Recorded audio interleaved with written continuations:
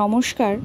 আজকে পনির আলু দিয়ে একটা রেসিপি শেয়ার করব। আমি যেভাবে মাঝে মধ্যে বাড়িতে বানিয়ে থাকি। রোজ একঘেয়ে পনিরের তরকারি খেতে খেতে যখন বোর হয়ে যাবে তখন একবার এরমভাবে ট্রাই করে দেখো। প্রথমে পনিরগুলোকে সাদা তেলে হালকা করে ভেজে নিতে হবে। রান্নাটা পুরোটাই সাদা তেলে করতে হবে। ওই একই মাপের আলু কেটে নিতে হবে। আলু কেটে নিয়ে লবণ হলুদ দিয়ে আলুটাকেও লাল করে ভেজে তুলে নিতে হবে। এরপরে কড়াইতে কালো জিরে, গোটা গরম মশলা, শুকনো লঙ্কা, তেজপাতা ফোড়ন দিয়ে আদা কাঁচা লঙ্কা বাটা দিয়ে ভালো করে একটু ভেজে নিতে হবে। এরপরে টমেটো বাটা দিতে হবে, দিয়ে ভালো করে একটু কষিয়ে নিতে হবে। সব কিছু থেকে যখন তেল ছেড়ে যাবে এর মধ্যে কাজু বাদাম আর পোস্ত বাটাটা দিয়ে দেব।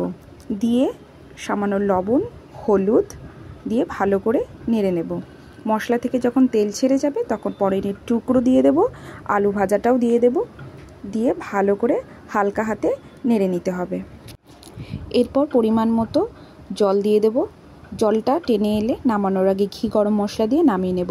তৈরি হয়ে গেল খুবই সুস্বাদু পোস্ত পনির। রেসিপিটা ভালো লাগলে লাইক, শেয়ার, কমেন্ট ও সাবস্ক্রাইব করতে ভুলো না।